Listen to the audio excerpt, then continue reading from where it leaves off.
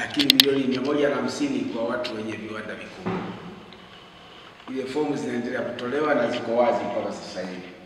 Lakini mpaka sasa kuna vile vijana wanawake wana mfuko wa watu mmoja wanawake ambao chini ya Wizara ya Maendeleo ya Jamii vile vile.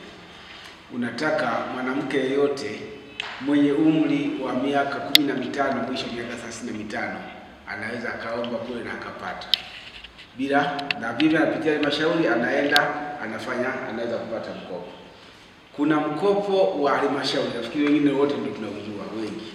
Mkopo wa halmashauri 10% ambao nao unataka vijana. Zamani tulikuwa na mfumo kwamba kijana anataka kukopa kule awe na miaka 15 mwisho miaka 35. Sasa hivi serikali imeongeza mpaka miaka 45. Kwa kijana mpaka miaka 45 kwa mujibu wa mkopo wa halmashauri wa vijana.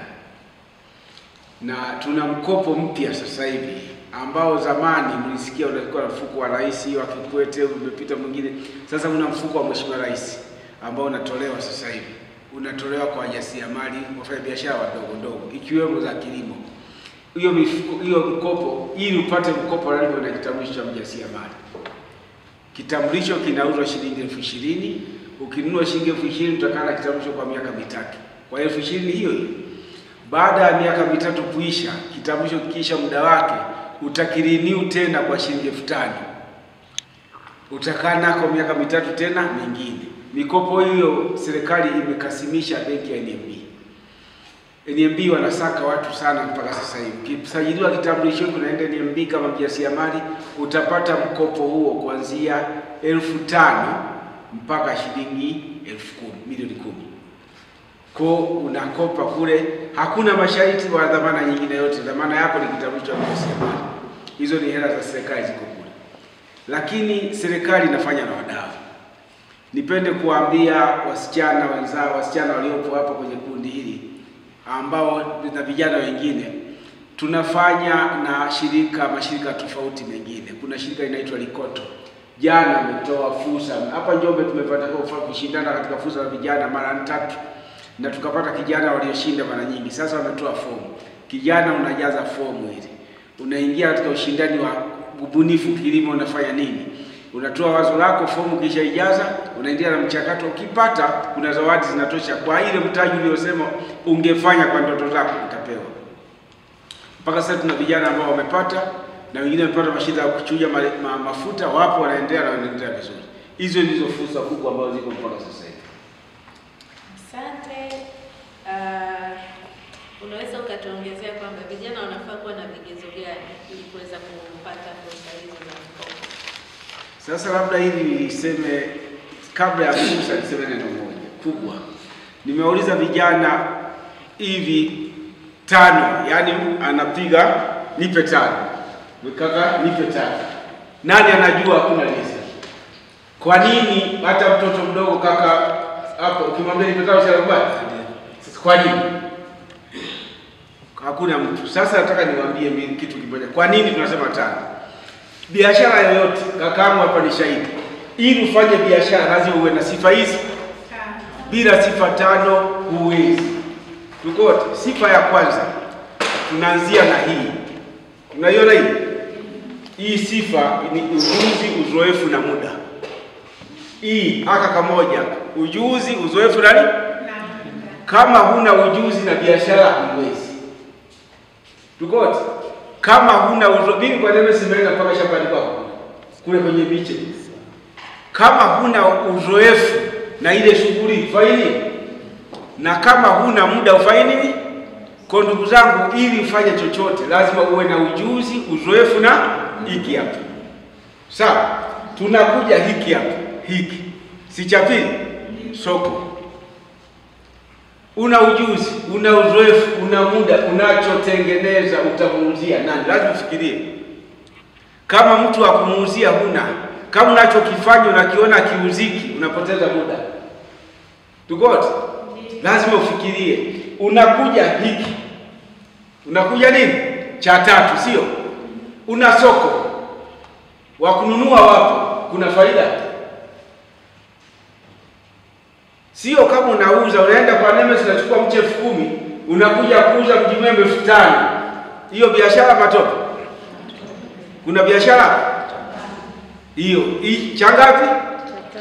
Kinachofuata ni mtaji. Kuna soko, una muda, una ujuzi, una uzoefu. Je, una mtaji? Kitu hiki ndicho vijana wengi tunakimbilia. Hivi vyote vingine hivi huhangaiki navyo, unakimbilia. Ukiuliza kwani ufanye shughuli, sina mtaji. Uzoefu nao, wa kumuzia unaye, hicho ujali, unakimbilia sina. Sasa pamoja na yote mtaji nao, sio cha mwisho ni matumizi ya familia. Sawa? Tumekuwa hiki. Sisemi siasa, sawa? Chama gani kinafanya hivi? Chama tawala. Kwa nini? Kwa nini usifanye hivi? Kwa nini usifanye hivi?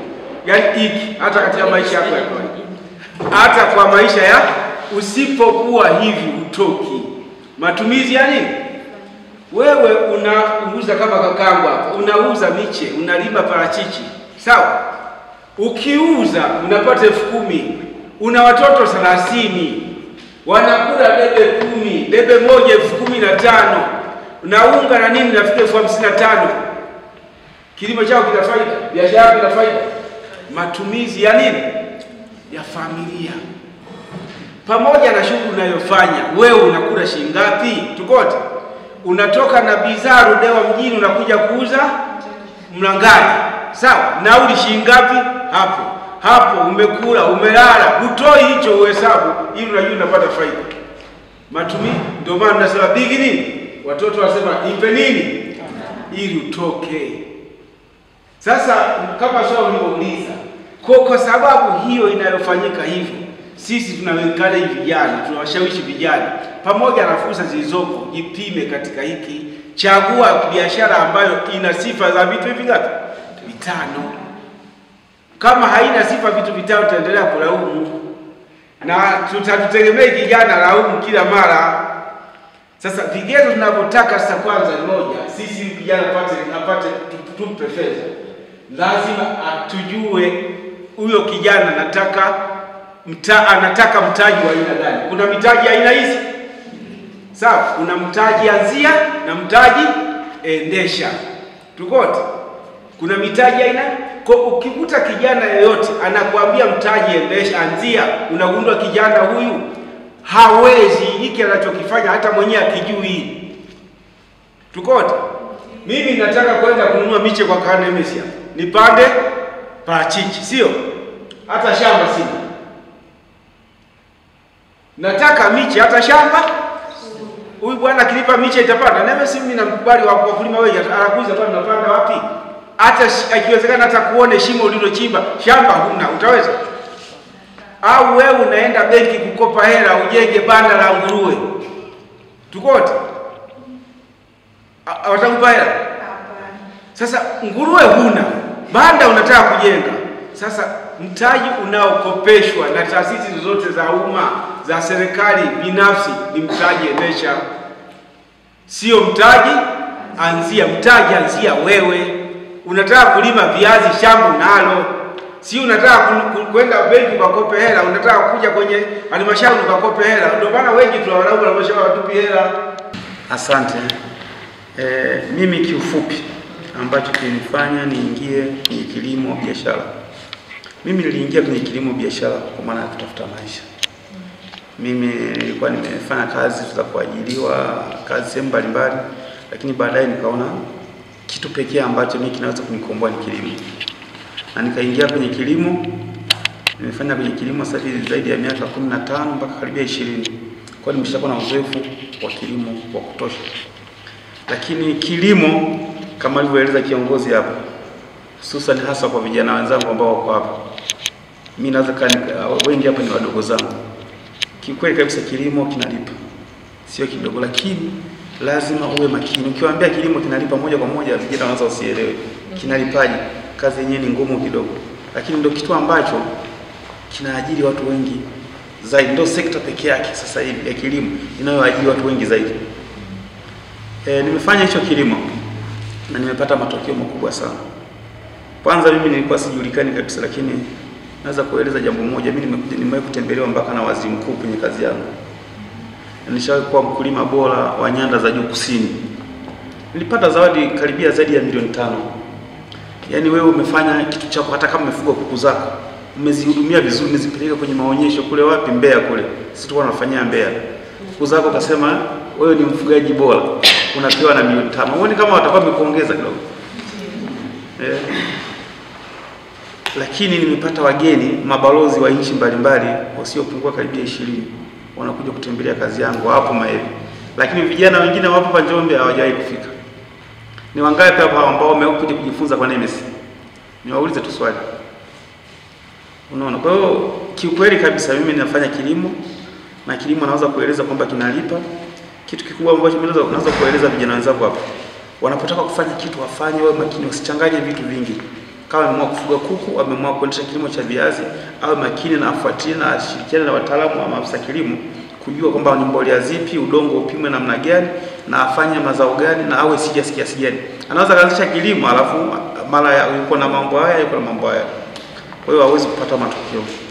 Na swala labda nielezee kidogo hapa, swala la mikopo kwa vijana na kwa wakulima kwa ujumla. Mikopo iko waziwazi na ni mingi. Lakini nyie mkiondoka sasa hivi mkienda kuomba mkopo, mnaweza msipewe, kwa sababu watataka kuja kukagua kazi yenu mnaofanya. Yaani wanataka wakuone wewe umeanza. Sio kwa sababu umesikia kuna mikopo unasema mimi nimetoka shule sina hela, kwa hiyo niende nikakopa. Hawezi kukupatia hela. Hizo fedha wanapokupatia wewe wanataka zirudi, sio kwamba wanakupa kama zawadi. Wanataka kukopeshe, urudishe na kibidi na riba. Hata kama sio na riba, lakini zinatakiwa zirudi hizo pesa. Na wengine waje wakopeshwe. Sasa wanataka lazima waje kuone umeanza kutembea. Usitegemee kwamba watakupa mikopo mkubwa kama wewe uanza kutembea. Mimi sasa hivi naweza nikawaambia makopesho na benki zote. Sheria zinasema sasa hivi mtu ukienda benki, kama umekopa benki moja, benki nyingine haiwezi kukopesha kwa sababu utakuangalia kwenye mtandao kuna daiwa au hauwezi kukopesha. Lakini mimi sasa hivi nakopesha na benki zaidi ya 3. Kwa sababu wanachoangalia ni ule mzunguko nilionao na sifa ambazo ninazo. Lakini bado mimi nakupa hela nyingi, unawekea dhamana.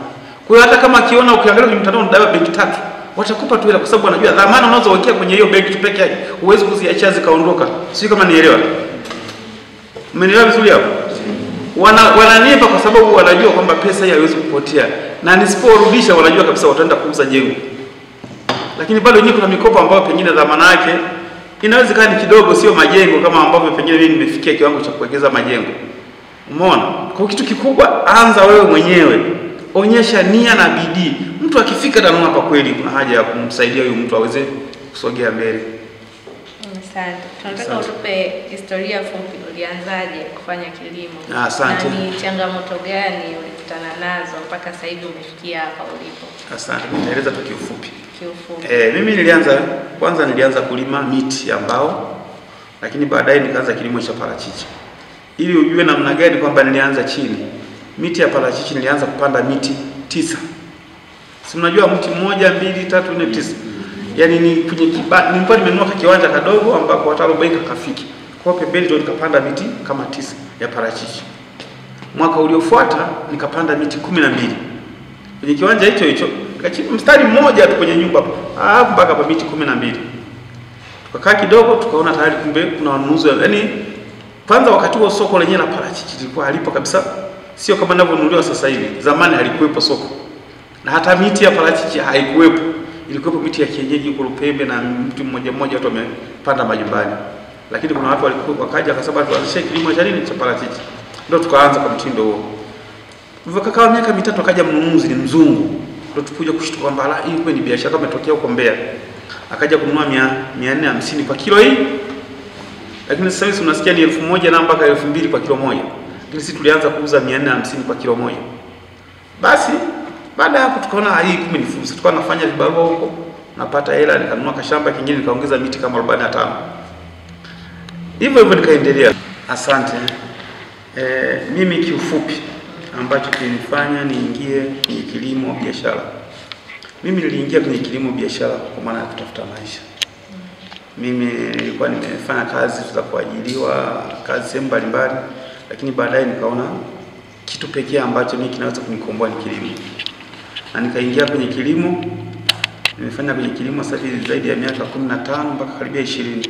Kwa hiyo nimeshakuwa na uzoefu wa kilimo wa kutosha. Lakini kilimo kama alivyoeleza kiongozi hapa, hususan hasa kwa vijana wenzangu ambao wako hapa. Mimi naweza wengi hapa ni wadogo zangu. Kikweli kabisa kilimo kinalipa, sio kidogo, lakini lazima uwe makini. Ukiwaambia kilimo kinalipa moja kwa moja, vijana wanaweza usielewe kinalipaje. Kazi yenyewe ni ngumu kidogo, lakini ndio kitu ambacho kinaajiri watu wengi zaidi. Ndio sekta pekee yake sasa hivi ya kilimo inayoajiri watu wengi zaidi. Nimefanya hicho kilimo na nimepata matokeo makubwa sana. Kwanza mimi nilikuwa sijulikani kabisa, lakini naweza kueleza jambo moja. Mimi nimewahi kutembelewa mpaka na waziri mkuu kwenye kazi yangu. Nilishawahi kuwa mkulima bora wa nyanda za juu kusini. Nilipata zawadi karibia zaidi ya milioni 5.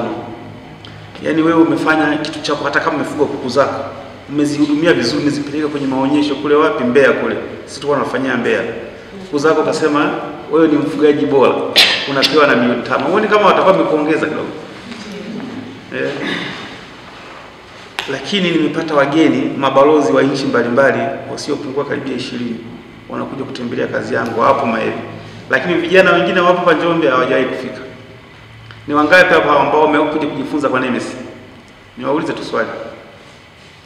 Unaona? Kwa hiyo kiukweli kabisa mimi ninafanya kilimo, na kilimo naweza kueleza kwamba kinalipa. Kitu kikubwa ambacho mimi naweza kueleza vijana wenzangu hapa, wanapotaka kufanya kitu wafanye wawe makini, wasichanganye vitu vingi. Kama ameamua kufuga kuku, ameamua kuendesha kilimo cha viazi, awe makini na afuatilie na ashirikiane na wataalamu wa maafisa kilimo kujua kwamba ni mbolea zipi, udongo upimwe namna gani, na afanye mazao gani, na awe serious kiasi gani. Anaweza kuanzisha kilimo alafu mara yuko na mambo haya, yuko na mambo haya. Kwa hiyo hawezi kupata matokeo. Na swala labda nielezee kidogo hapa, swala la mikopo kwa vijana na kwa wakulima kwa ujumla. Mikopo iko waziwazi na ni mingi. Lakini nyie mkiondoka sasa hivi mkienda kuomba mkopo, mnaweza msipewe, kwa sababu watataka kuja kukagua kazi yenu mnayofanya. Yaani wanataka wakuone wewe umeanza. Sio kwa sababu umesikia kuna mkopo unasema mimi nimetoka shule sina hela, kwa hiyo niende nikakopa. Hawezi kukupatia hela. Hizo fedha wanapokupatia wewe wanataka zirudi, sio kwamba wanakupa kama zawadi. Wanataka kukopeshe, urudishe na kibidi na riba. Hata kama sio na riba, lakini zinatakiwa zirudi hizo pesa. Na wengine waje wakopeshwe. Sasa wanataka lazima waje kuone umeanza kutembea. Usitegemee kwamba watakupa mikopo mkubwa kama wewe ulianza kutembea. Mimi sasa hivi naweza nikawaambia makopesho na benki zote, sheria zinasema sasa hivi mtu ukienda benki, kama umekopa benki moja, benki nyingine haiwezi kukopesha, kwa sababu utakuangalia kwenye mtandao kuna daiwa au hauwezi kukopesha. Lakini mimi sasa hivi nakopeshwa na benki zaidi ya 3, kwa sababu wanachoangalia ni ule mzunguko nilionao na sifa ambazo ninazo. Lakini bado mimi nakupa hela nyingi, unawekea dhamana. Kwa hiyo hata kama akiona ukiangalia kwenye mtandao ni daiwa benki 3, watakupa tu hela, kwa sababu wanajua dhamana unazowekea kwenye hiyo benki pekee yake huwezi kuziacha zikaondoka. Sio kama nielewa. Mmenielewa vizuri hapo? Wananipa kwa sababu wanajua kwamba pesa hii haiwezi kupotea, na nisiporudisha wanajua kabisa wataenda kuuza jengo. Lakini bado nyinyi kuna mikopo ambayo pengine dhamana yake inaweza kuwa ni kidogo, sio majengo kama ambavyo pengine mimi nimefikia kiwango cha kuwekeza majengo. Umeona? Kwa kitu kikubwa, anza wewe mwenyewe. Onyesha nia na bidii. Mtu akifika Dodoma hapa kweli kuna haja ya kumsaidia huyu mtu aweze kusogea mbele. Asante. Tunataka utupe historia fupi, ulianzaje kufanya kilimo? Asante. Na ni changamoto gani ulikutana nazo mpaka sasa hivi umefikia hapa ulipo? Asante. Nitaeleza tu kiufupi. Kiufupi. Mimi nilianza kulima miti ya mbao, lakini baadaye nikaanza kilimo cha parachichi. Ili ujue namna gani kwamba nilianza chini. Miti ya parachichi nilianza kupanda miti 9. Si mnajua mti 1, 2, 3, 4, 9. Yaani ni kwenye nilikuwa nimenunua kiwanja kadogo ambako watu 40 kafiki. Kwa pembeni ndio nikapanda miti kama 9 ya parachichi. Mwaka uliofuata nikapanda miti 12. Kwenye kiwanja hicho nikachimba mstari mmoja tu kwenye nyumba hapo mpaka pa miti 12. Tukakaa kidogo tukaona tayari kumbe kuna wanunuzi. Yaani kwanza wakati huo soko lenyewe la parachichi lilikuwa halipo kabisa. Sio kama ninavyonunuliwa sasa hivi. Zamani halikuwepo soko. Na hata miti ya parachichi haikuwepo. Ilikuwepo miti ya kienyeji huko Lupembe na mtu mmoja watu wamepanda majumbani. Lakini kuna watu walikuwa wakaja akasema tuanzishe kilimo cha nini cha parachichi. Ndio tukaanza kwa mtindo huo. Tukakaa miaka 3 akaja mnunuzi ni mzungu. Ndio tukuja kushtuka kwamba hii kweli ni biashara kama imetokea huko Mbeya. Akaja kununua 450 kwa kilo hii. Lakini sasa hivi unasikia ni 1000 na mpaka 2000 kwa kilo moja. Lakini sisi tulianza kuuza 450 kwa kilo moja.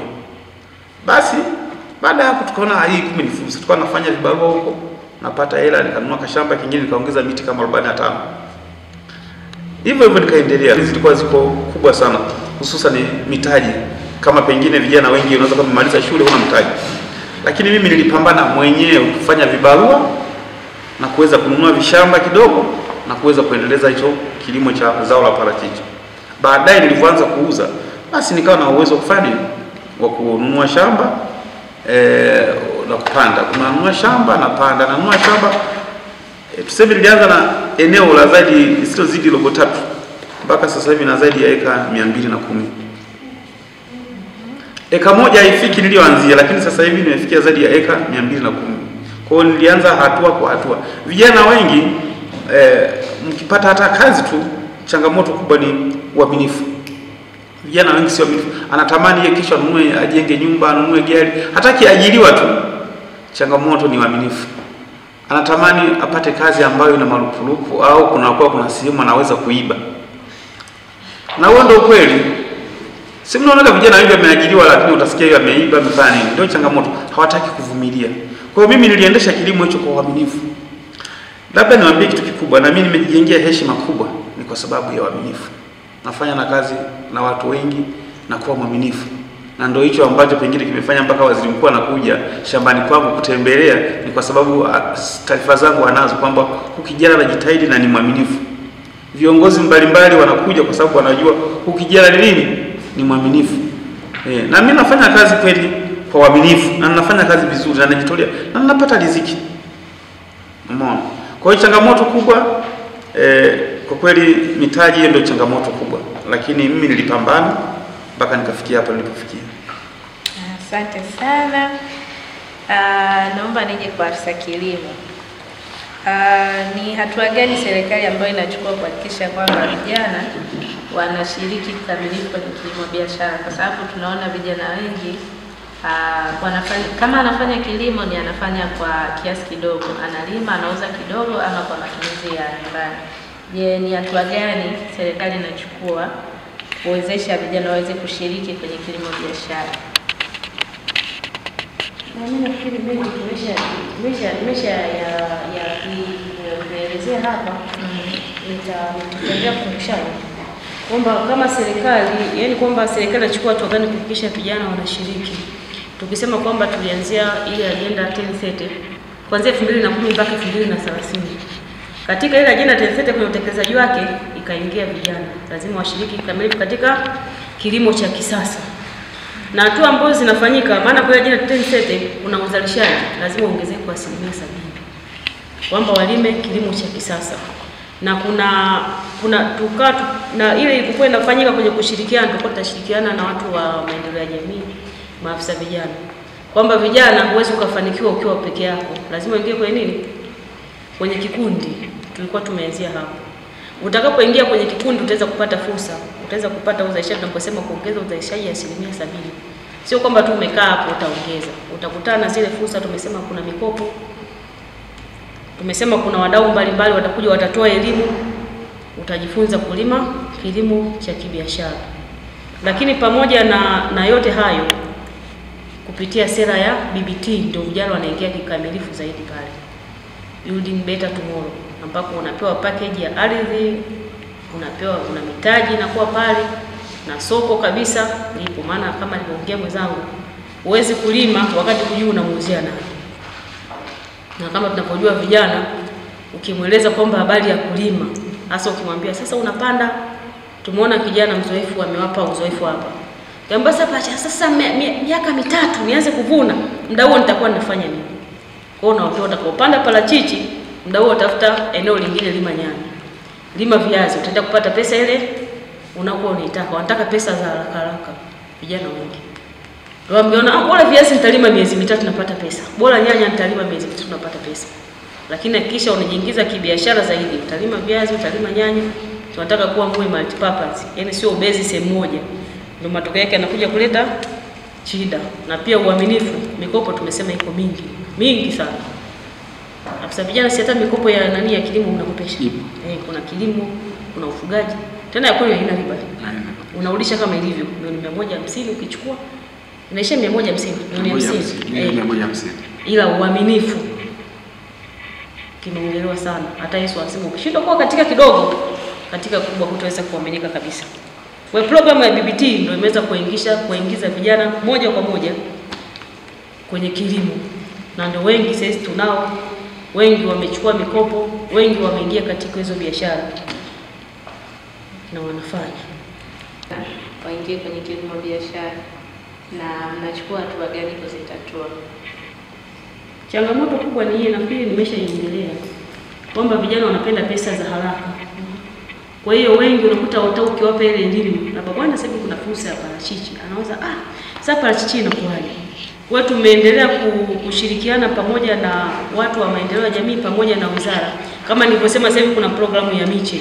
Kwa hiyo tunataka kutafuta fursa mbalimbali ili tuweze kuwakonvince, kama tukisema miche, kuzalisha miche ya parachichi inakuja na ruzuku.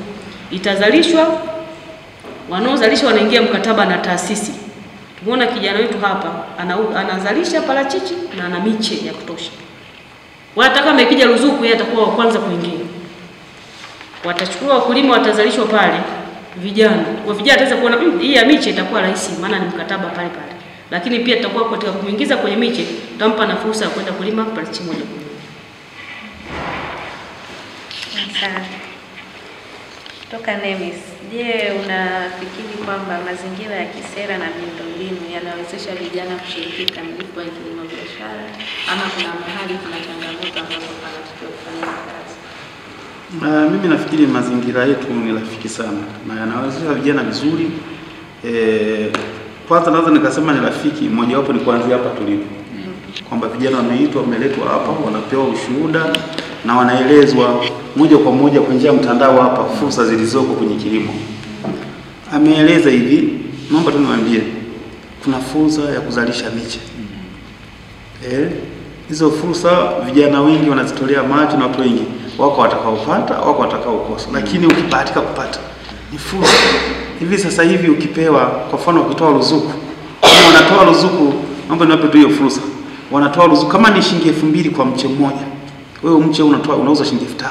Maana kile shilingi 2,000 katika miche unaozalisha. Kama utazalisha miche milioni 1, ni bilioni ngapi hapo? Unapewa hizo bilioni kwa shilingi 2,000 tu, ambayo wewe ndio ukazalisha miche halafu uuze kwa ruzuku. Kama mche wako ulikuwa unauza shilingi 5,000, maana utauza shilingi ngapi? Shilingi 3,000. Serikali itakuwa imewezesha kiasi hicho cha fedha, wanakupa kama sehemu ya kianzio kabla wewe ndio ukazalisha. Sasa hapo mkipewa watu wote nyinyi hapa mtaweza kuzalisha kwa kiwango, wengine lazima wataingia mitini. Kwa hiyo ni sehemu ya fursa mojawapo ambazo vijana wanaambiwa kabisa kwamba kuna fursa 1, 2, 3. Kwa hiyo mimi nafikiri mazingira ni rafiki.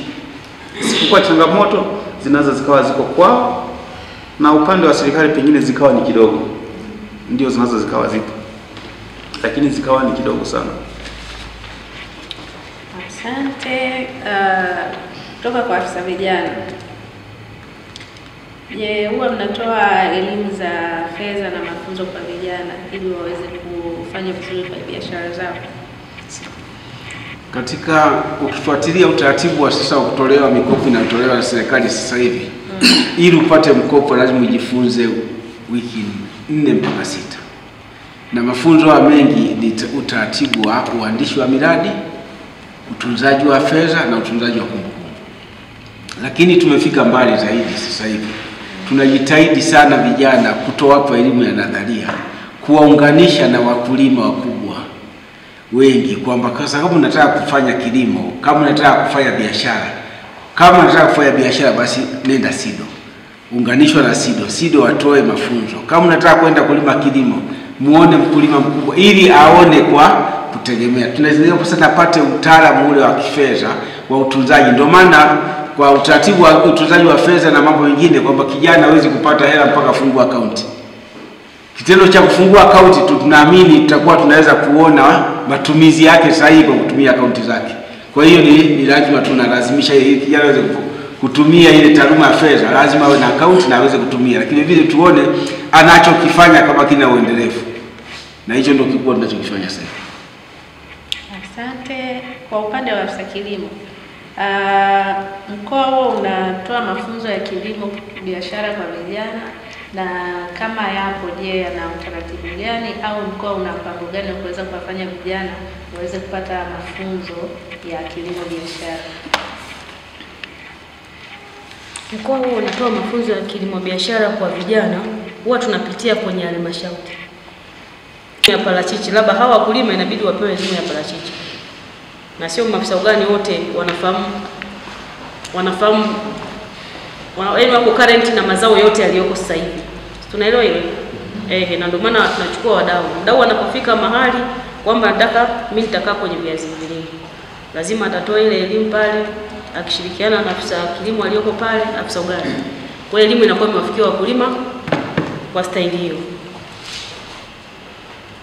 Asante. Naomba nikaribishe maswali kutoka kwa vijana. Kabla hatujapata mapumziko ya chai na kukaa kwenye vikundi ili wewe kupata uzoefu zaidi na kuuliza maswali zaidi, naomba nikaribishe maswali matatu. Karibu. Swali la kwanza, swali la pili, swali la tatu. Asante. Swali langu ni moja kwa vizuri sana mzuri kwa kuendelea kwamba fursa ambazo ziko kwenye kilimo, mikopo kwenye mikopo kuna urasimu mkubwa sana hasa kwa vijana. Taasisi nyingi za kifedha zinapenda kumpatia fedha mtu ambaye labda ana jina fulani. Yaani mtu ambaye anaanza kama ameanza shamba na kila kitu nisumbuka kwa mingi sana. Nasema hivyo sababu ni mfano haya mwenye taasisi yangu ndio mikopo vijana ndio kienda pesa ambazo kwa serikali inashinda sana. Kwa tunaomba sana kama nyinyi viongozi wa mkoa, angalieni ili kujitahidi kupita kutoa uwazi ili vijana, yani sio kama swali ni ushauri, ili vijana wapate hizo fursa, sababu sisi tuna vijana wengi, sisi tunakata 26 tunabidi 77 kile vingine kwa vijana ambao wanafanya sana kazi ya kilimo kama mahindi tu, kuna vijana wengine kama Amani, utakuta kijana mmoja anapiga hadi roba 300 na kitu, kijana mdogo, lakini uliza kwamba ameshaipata pesa yote au mkopo kutoka serikali ama wapi, akwambia kia ningeenda kwa anazungusha kwa siku na kata tamaa. Kwa hiyo tunaomba kama wewe vijana shughulikieni kweli kitu, unakuwa na tija kubwa sana baadaye kwa vijana, na hata miradi ya kilimo itakuwa juu sana, watafikia ile pale. Asante. Mkono wa pili. Basi tutamfanyia swali langu lilikuwa ni kwamba ninyi kama serikali mmekaa kufuatilia kwa vijana wale ambao ni wasomi, tunaamini wengi waliosoma degree au mwenye diploma haamini sana katika kilimo. Mnaweza vipi kuaminisha wajue kwamba kilimo ni biashara na kilimo ni ajira, kuliko kwenda kusubiria ajira ambazo kusema za nadharia wanazosubiria serikalini na ambazo hazipo, ili waamini kwamba huko kwenye kilimo ni biashara na kwenye kilimo huku ni ajira pia. Alafu kitu cha pili, napenda kweli kwenda kukazia katika habari ya mikopo. Mikopo watu wengi wanatamani sana yaani vikundi vingi vinatamani sana kuwezeshwa kwa njia ya mkopo. Lakini vikundi vinavyoomba ni vingi, mikopo inakuja kutoka katika vikundi vichache. Vinakatisha yaani hiyo process inakatisha tamaa. Process mpaka ufike kuomba mkopo ni process ndefu sana. Alafu mwisho wa siku kikundi kinakosa mkopo. Ndio maana sasa hivi watu wengi wamekata tamaa katika kuomba mikopo, kwa anaamua afanye katika jitihada ambazo yeye anazo anapoishia ni hapo hapo. Lakini kumbe angepata mkopo anaweza kufanya zaidi, lakini kulingana na mikopo inatoka kwa vikundi vichache, watu wengi wanakata tamaa.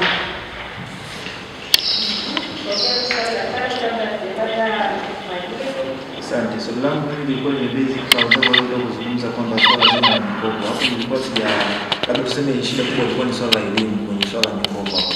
Tulikuwa tunadhani kwamba ni vikundi, yani labda kupitia vikundi, lakini baba umetuelezea kwamba kumbe hata mtu mmoja anaweza kupata mikopo, si ndio? Lakini shida kubwa sisi tulikuwa tuelewe kwenye swala ile la andiko mradi.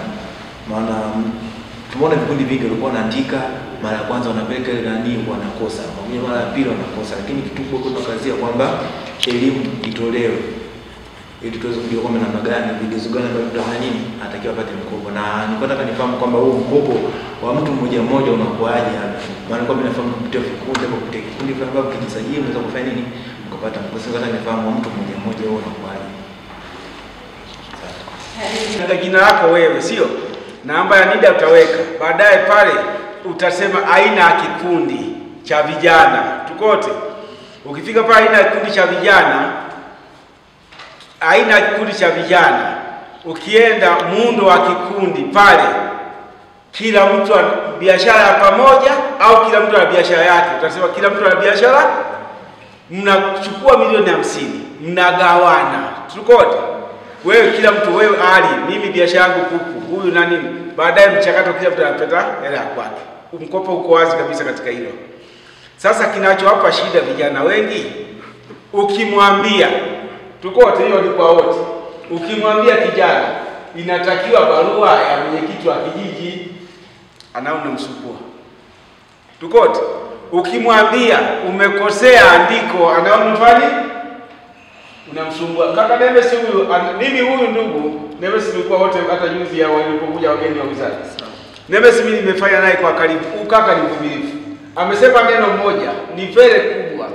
Inahitaji uaminifu na ndugu zangu wasikuongeza wasema no is a task. Tukote. Mtu anakupa mkopo milioni 10, urudishe milioni 10 hiyo hiyo. Haina riba. Tukote. Watu watakaomba ni wengi. Uongo kweli? Ili waombe unapelekea kushinda. Maisha bila ushindani huwezi. Kijana, maisha bila ushindani? Ndugu zangu, ingekuwa maisha sio ushindani, kwani hapa tumefika wangapi? Hapa. Dadangu tuko wangapi? 20. Njombe kuna vijana wangapi? Wasiokuja sio vijana? Tujibu swali, wasiokuja sio vijana? Kaka Ludewa umekuja wangapi? Vijana. Ludewa mimi mwenyeji Ludewa, mimi nalea Ludewa. Sisi tuna walezi. Hiyo nitataka kujibu la kwamba mimi Ludewa yote kama vijiji vyote kuna vijana hivi. Wamekuja hawa, unajisikia asiyekuja atasema umetupiwa rushwa. Uongo? Umekujeje? Bila ushindani ulimwengu atafanya nini? Kijana, kubaliana kwamba ulimwengu ni wa nini? Ukiwa na feli kushindana kutoka kwenye akili, sawa? Umepotea. Tukote, umefanya nini? Shindana mpaka mwisho. Ludewa kuna wabunge wangapi? Kuna watu wangapi Ludewa? Wewe kwako kuna madiwani wangapi? Kuna watu wangapi? Kuna balozi wangapi? Jiulize maswali hawa. Kijana lazima ufikiri. Tukote. Kipimo cha kijana lazima ufanye nini? Kama yani kuna sifa 7 za vijana, hapa siwezi kuzisema. Ukizisoma zile ukikuta haupo kule sifa 7, ni kijana kwa jina, sio kijana kwa ulivyo. Tukote. Uwe kijana kwa ulivyo. Na ninawaambia silaha ya mtu anayefeli ni kulalamika. Tukote. Silaha ya mtu anayefanya nini? Ni kufanya nini? Na kulalamika kuna kurudisha nyuma. Tukote. Mimi nasema true speaking, Nemesi na mzee wangu awalima pale bila wa Nundu na kaka nani? Mzee wangu nani? Yule wa Nundu analima kaka nani mwenye sheri pale. Mwenye ile Msuya. Watu wanalalamikaga. Mimi tulikuwa wote siku watu wanalalamika, "Parachichi zimeshuka mpaka shilingi ngapi? 300." Watu wanaacha kulima na ngoa wengine. Umeelewa? Mimi nina mfano na kilimo cha kahawa. Sawa? Kahawa ilifika shilingi 2000, watu wakangoa miche. Wakalalamika kafani? Waliokomaa sasa kahawa shilingi ngapi? Yaani maisha ya kijana ondoa lawama. Tukote kichwani kwanza. Ukiondoa lawama naenda. Ukitengeneza lawama ufiki. Tukote ufanye nini? Mimi nasema hivyo kwa sababu gani? Ukishaingia kwenye mfumo, kwanza kutafuta taarifa. Ukiingia kwenye mfumo wa kuomba mkopo wa serikali, ukijaza, ukikosa, tukote, ukifanya nini? Ukiingia kwenye mfumo wako pale pale ulipoomba, wamekuambia kwa nini umekosa. Tukote, wamekuambia rudi pale pale ulipoomba kwenye mfumo pale pale nilipoambia wezesha. Ingia tena pale. Wamesema ndugu yangu uliomba mkopo milioni 10, hatujakupa kwa sababu 1, 2, 3. Mfano. Mimi niliomba mfano live kwako Ludewa. Kijana aliomba mkopo kutoka kata moja, tena ile kanda ya kwenu, hizi kanda za maandaki, sio kanda ya kwenu, kutoka Mlangani mpaka Mapanga, hii korido hii, anataka kuuza petroli, anaomba mkopo auze nini? Petroli. Na Rudi la Makete, kijana mmoja mwenye ulemavu aliomba, anataka kuuza nini? Petroli. Wewe utampa mkopo? Wewe utampa mkopo? Anataka kuuza petroli apime, ya kupima, utampa mkopo? Kwa mujibu wa sheria nchi hii, anayetoa kibali cha petroli nani? Ni EWURA. Wewe una sheria. Umemnyima, badilisha biashara ndugu yangu. Sasa mimi biashara ndio izoea, basi mninyimage tu. Anarudi anaanza kulaumu. Serikali inapendelea. Wewe unasema unaomba mkopo, sawa? Unataka kununua bodaboda. Wewe si ni kijana? Tunakwambia kalete leseni. Tukote, kalete tukupe mkopo. Unarudi unafanya nini? Sasa tukupe pikipiki. Huna leseni, uendeshwe. Aliyekupa pikipiki ni serikali. Trafiki serikali akukamate. Aipeleke pikipiki wapi? Polisi. Unaacha kurejesha, unaambia pikipiki yangu imekamatwa. Sisi tukakusaidia kufanya makosa polisi, kukutolea pikipiki. Tukote, tukakusaidie. Kijana lazima ufikiri. Tukote, ufanye nini? Na pia kijana mzuri, tafuta taarifa. Soma taarifa, uliza. Mimi jamani nataka kufanya mkopo 1 2 3. Mimi nitatoa namba yako. Ukitaka kuomba mkopo niambie, nitakuelekeza. Mwambie fanya 1 2 3, omba hivi, andika andiko hivi. Unaandika kijana ameandika andiko. Anaomba milioni 10. Matumizi aliyoandika kwenye andiko inafika milioni 7. Tukote. Ila anataka milioni. Sasa naambia sasa milioni 3 tutafanyia nini? Sasa kama ulikuwa usumbufu sasa. Vijana mnataka kurahisisha mambo. Tukote kaka. Hiyo ndio kwako. Lakini kwa ndugu zangu wana taaluma, sawa? Wasomi wenzangu, tukote. Katika changamoto kubwa nadharia, unajua kipimo cha kusoma ni kutafasiri nadharia kwenda kwenye vitendo. Hiyo ndio kipimo cha msomi. Ndio maana wanasheria wenzetu wanasema mwanasheria nani? Unajua kwa nini? Kwani wengine tukusoma? Yeye ana degree 1, ana degree 2, wote mna degree hizo. Tukote.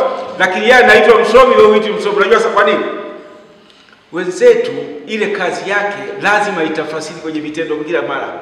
Sisi unaweza ukasoma na usitafasiri mpaka ufe. Tukote. Yesi anaenda mahakamani, alichosoma na kifafanua.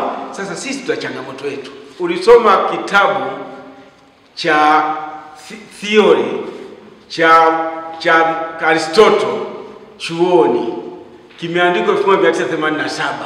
1880 ngapi? 1887. Kitabu kimeandikwa. Miaka mingapi sasa? Unakuja bila kutafasiri, sawa? Huku mtaani maneno mawili Kiingereza, of course. Hicho hatuwezi kwenda. Sisi hicho of course zako tusitaki. Lete tafasiri kwenye vitendo. Umesoma, unataka kuanzisha bustani, ndio. Tupe sasa, leta andiko la kisasa lenye bustani, tukupe hela. Hilo ni changamoto. Hiyo ni mimi nataka niwaambie mfano. Kuna vijana wanaitwa Mtwango Youth Groups.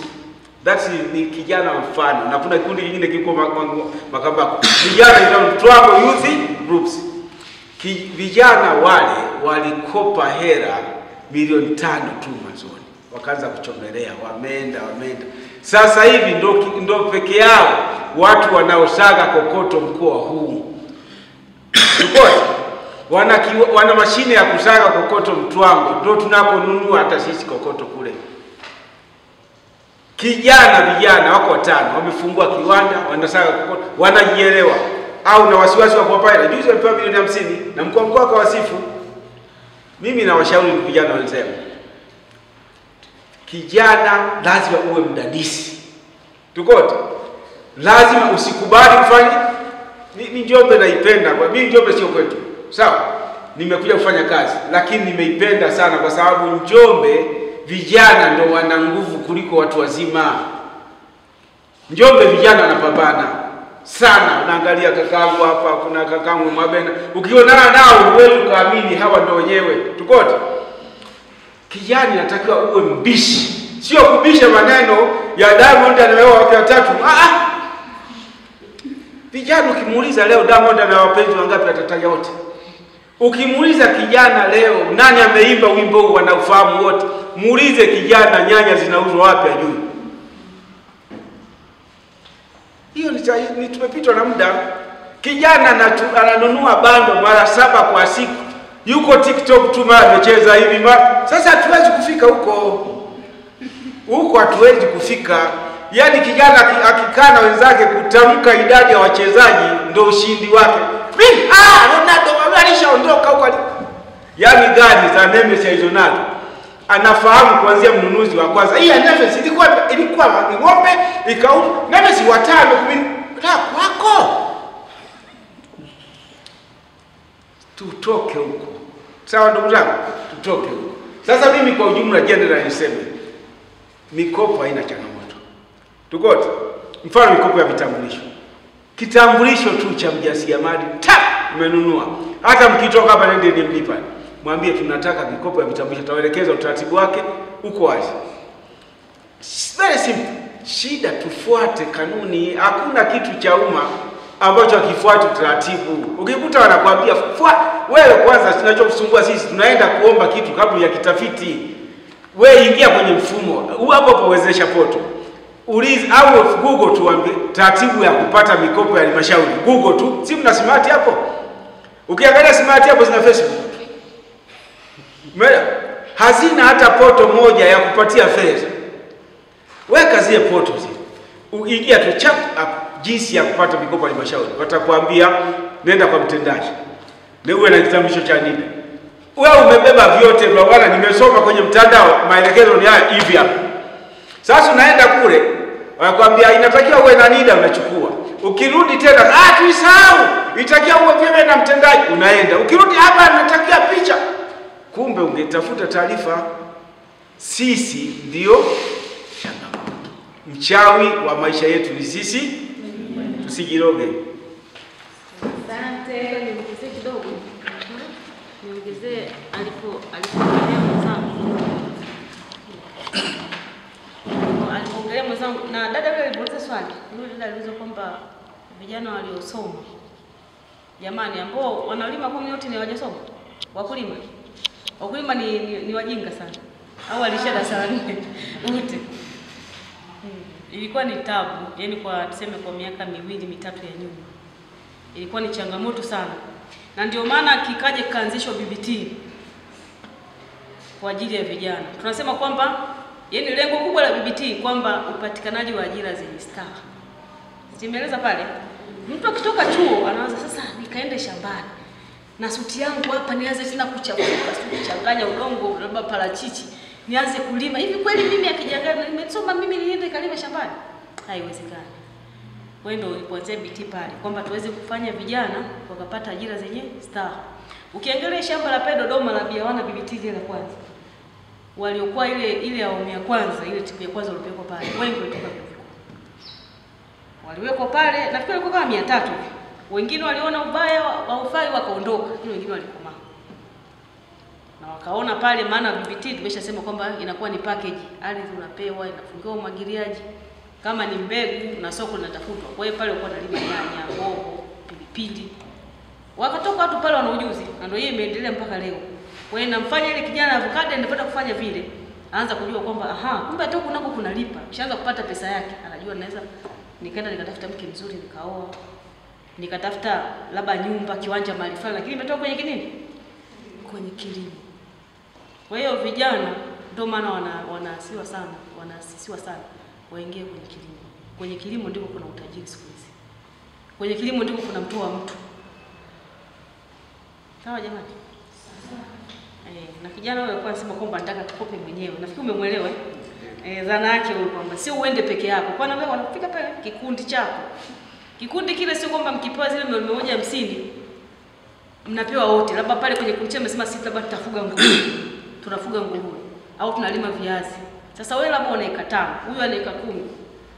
kama 150 labda mpo watatu, kila mmoja anachukua 250 yake, bila kwenye kurudisha kama mlivyoenda kukopa. Kwa hiyo ni hivyo tu.